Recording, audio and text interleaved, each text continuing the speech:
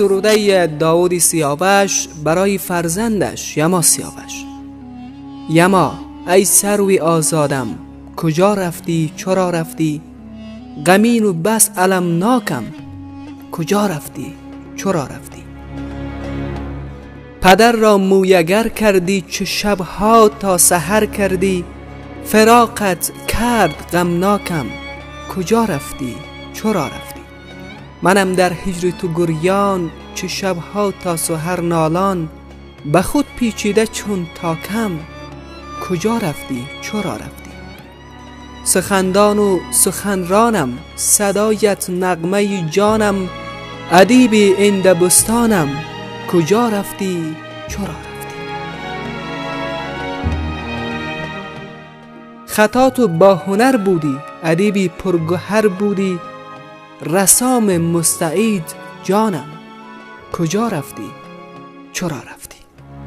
صدایت رعد آسا بود، به تلویزیون چه زیبا بود. زی تلویزیون جانانم، کجا رفتی چرا رفتی؟ نطاق شعل خوب بودی، نشست بر سکو بودی. صدایت هیبت جانم، کجا رفتی چرا رفتی؟ زی تحصیلات هندوستان گرفتی دیپلم و عنوان. نکردی کار در دیوان، کجا رفتی چرا رفتی؟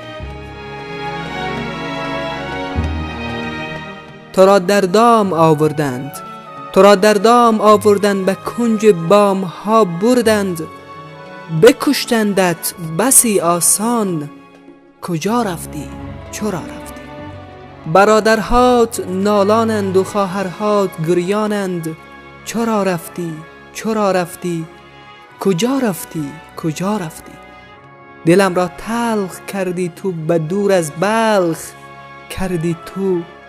بگو با شعر مولانا، کجا رفتی چرا رفتی؟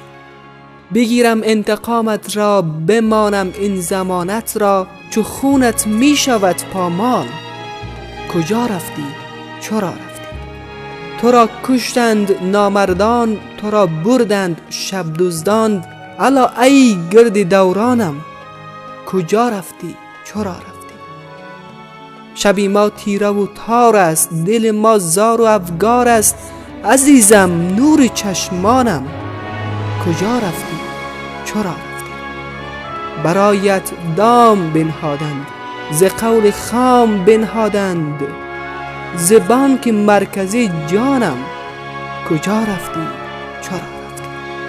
شهید پاک گشتی تو، شهید پاک گشتی تو. میان خاک خفتی تو.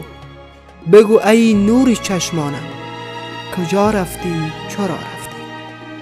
قسم بر سنگ گوری تو، قسم بر سنگ گوری تو. بر روح پر ز نور تو، که مرگت کرده حیرانم. کجا رفتی چرا رفتی؟ که مرگت کرده حیرانم، کجا رفتی؟